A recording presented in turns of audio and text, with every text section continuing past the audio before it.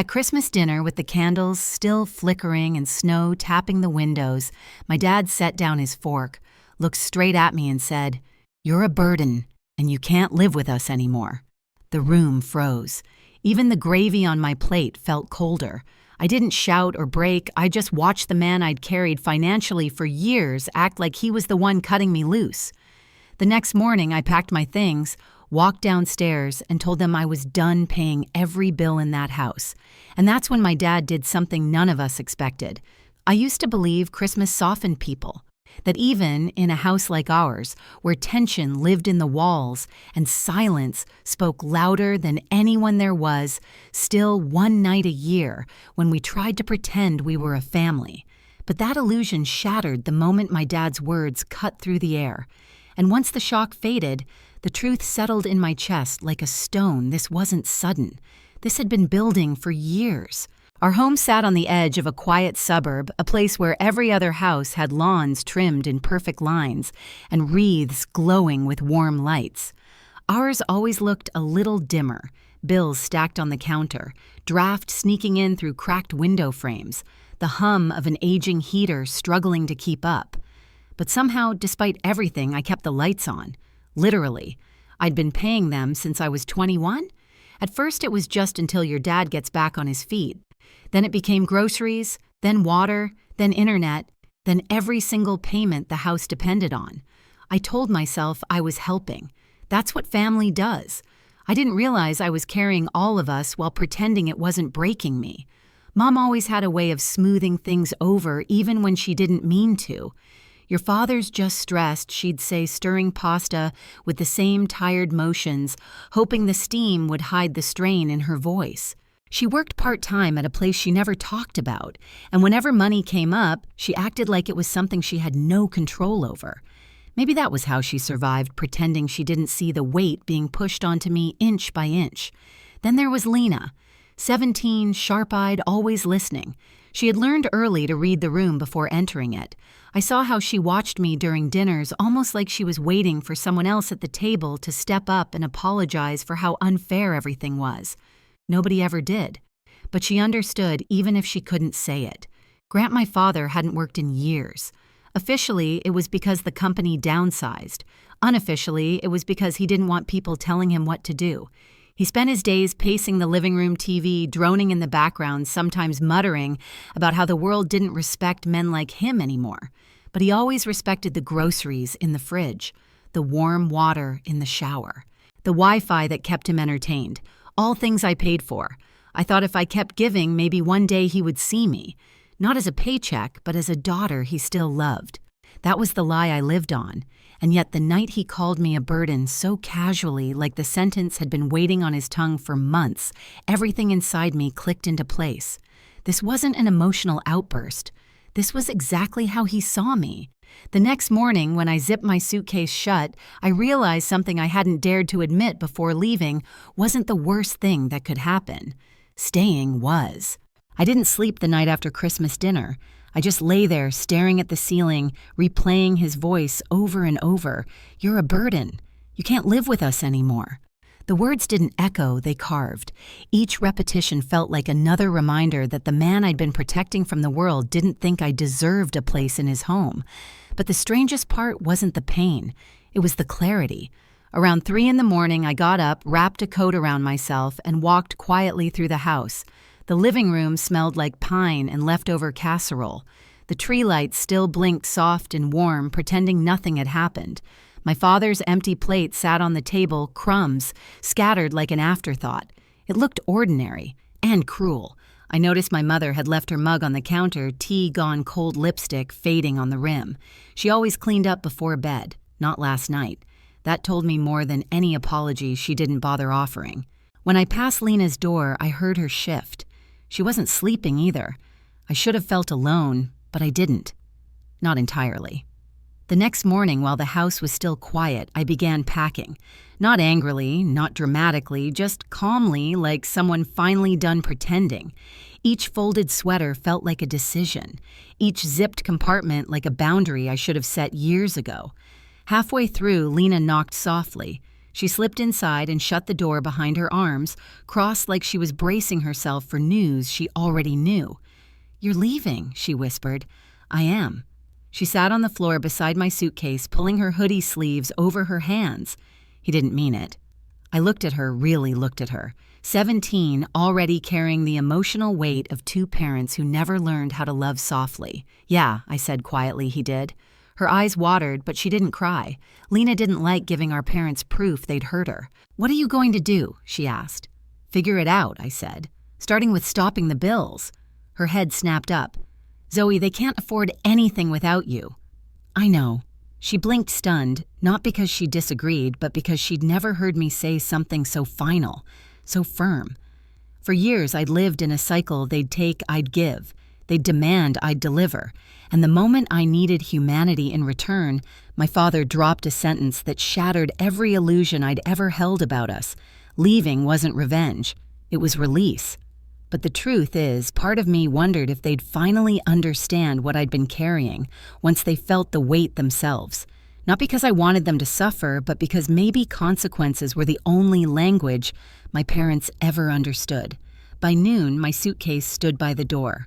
The winter sun came through the blinds in thin stripes, lighting the dust in the air.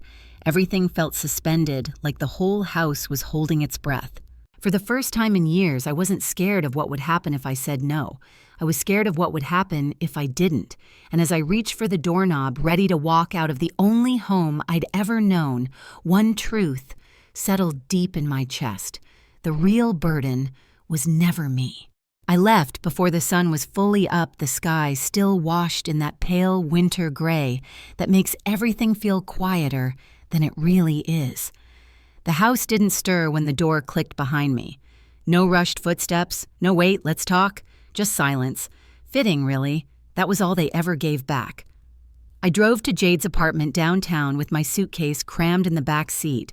Her place was small, barely enough room for two people to stand in the kitchen without brushing elbows, but the moment she opened the door, the air felt different, lighter, like the walls weren't holding a history of disappointment.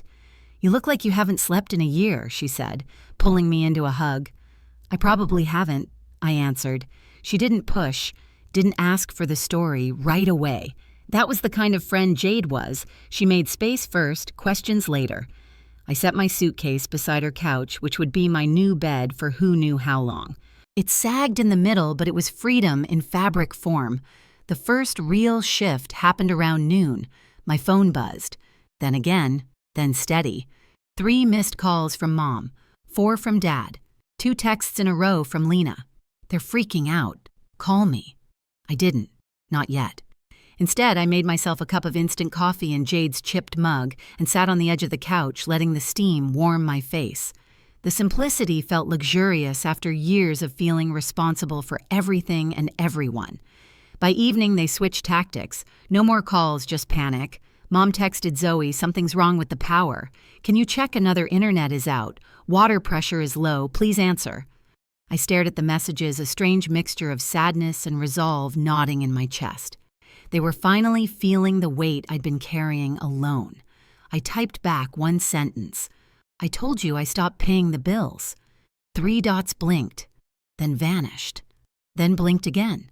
Finally, "But why would you do that?" I almost laughed. Before I could respond, another text popped up from Lena. "Dad's losing it. He said this is your fault. He said you're punishing them." Punishing. Interesting choice of word considering I had only stepped away. They were the ones learning how cold the world got without someone shielding them from it. That night, I logged into my accounts not to check on anyone except myself. I removed my name from every remaining payment.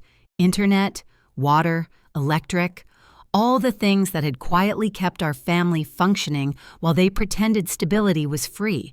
The moment I clicked, confirmed something inside me, settled. A boundary finally drawn all the way through. The next morning, I woke to a different kind of alert. A notification from my bank, suspicious login attempt detected. My heart thudded once heavy, then again faster. I opened the app. 3 failed login attempts, 1 attempted password reset. I didn't need a detective to know who was behind it. My father couldn't control me anymore, so now he wanted control of my money. Jade saw my face when I walked into the kitchen. "Zoe, what happened?" I held up my phone. "They're not just panicking," I said quietly. "They're desperate. And desperate people make dangerous decisions." The moment I saw those login attempts, something in me snapped into sharp focus. Not fear, clarity. This wasn't just a family falling apart. This was what happened when people who'd leaned on you their whole lives suddenly realized the ground beneath them was gone. I changed every password I had, banking, email, streaming, everything until even I had to double-check the new ones. Then I called the bank, explained the situation, and let them lock the account so tightly no one could touch a single cent without a verification process that might as well require a retinal scan. By the time I finished, my phone buzzed again. It was Lena. Dad's yelling her text read. He said, "You sabotaged the house." Mom's crying. They don't know what to do. I stared at the message thumb hovering over the screen. I didn't want this for Lena. She was still a kid trying to survive an environment she didn't create. But every time those feelings of guilt started to rise, I reminded myself I didn't do this to them. They did this to themselves. I called her. She picked up on the first ring, whispering like she was hiding in a closet. "He's losing it," she breathed. "I think he tried to get into your accounts." "I know," I said. She cursed under her breath. "Of course he did." A crash echoed behind her, something heavy, maybe a chair, slamming against the floor. Her breath hitched. "I have to go," she whispered. "Please be careful." That last sentence lingered with me long after the call ended. Around 7 p.m., Jade and I were sitting on the couch watching some old sitcom, neither of us really paying attention, when there was a pounding at the door. Not a knock, a hit, hard. The kind of sound that made the walls shake. Jade muted the TV. "Zoe." My stomach dropped. I already knew. I walked slowly to the peephole, every step heavy. When I looked through, my breath caught. Grant, red-faced, jaw clenched, fists balled at his sides like he was ready to break through the wood with his bare hands. "Zoe," he shouted, "open the door." Jade stood behind me, whispering, "Do not open that." He pounded again, harder this time. "You think you can walk away? You think you can take everything after what we've done for you?" That last sentence nearly made me laugh. Done for me. What exactly? I didn't answer. I backed away and grabbed my phone. Another hit rattled the frame.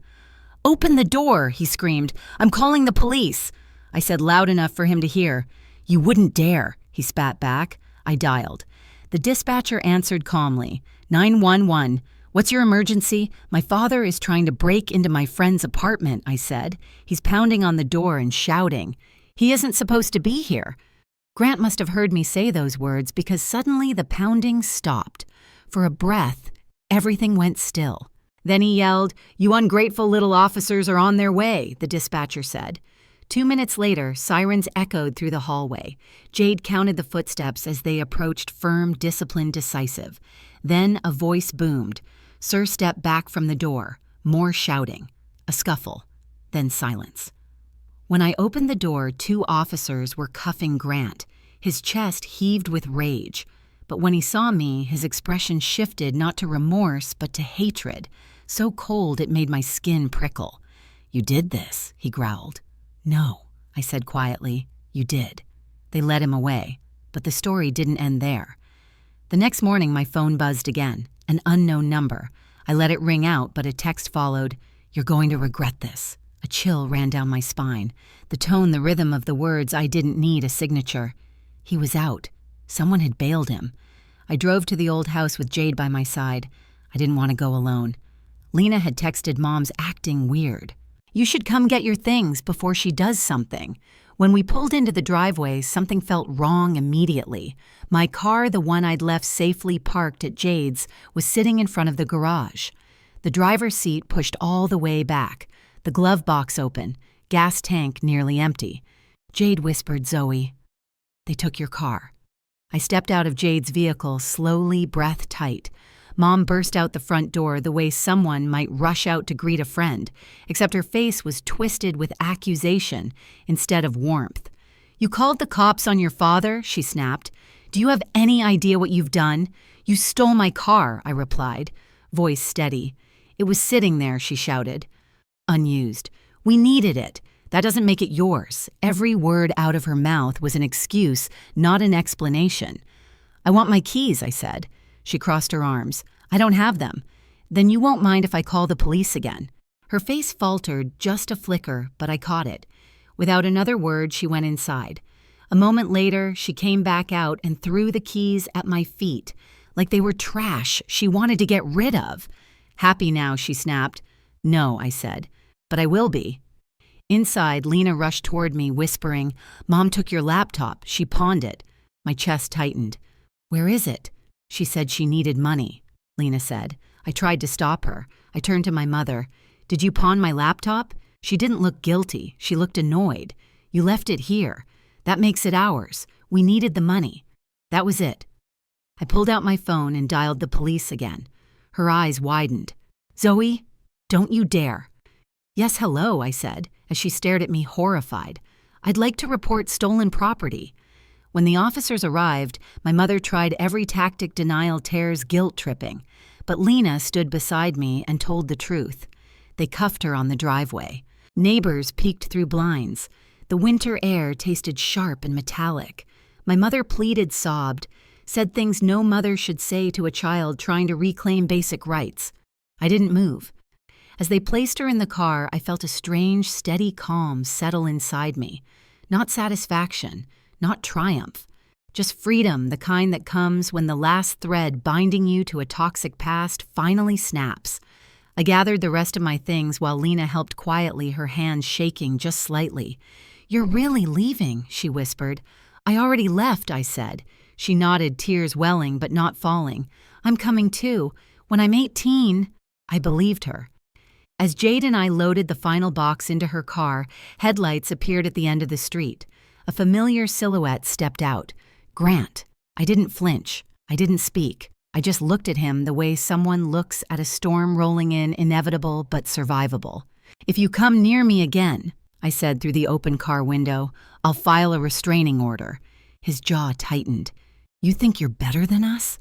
For the first time, I said, I know I am. We drove away, and I didn't look back. In the weeks that followed, everything that once felt tangled slowly unraveled into something clear. My mother faced the legal consequences of pawning my laptop, and for the first time, I wasn't the one cleaning up the mess.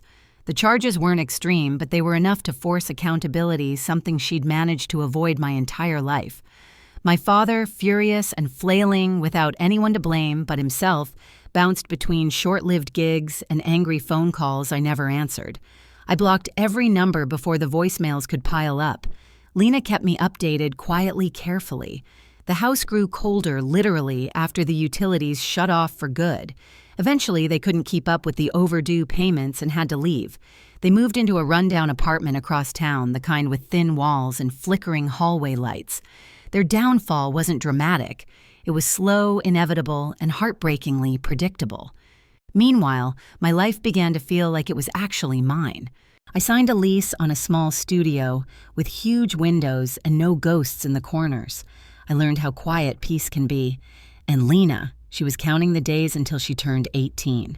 For the first time, the future didn't feel heavy. When Lena finally turned 18 and walked out of that house for good, she called me from the bus stop, breathless and free. I drove to pick her up, and as she slid into the passenger seat, she whispered, "We made it." And for the first time, I believed her. Pain didn't define our story anymore, choice did. If you've ever had to rebuild yourself after family tried to break you, share your story below. And don't forget to subscribe for more real-life stories like this one.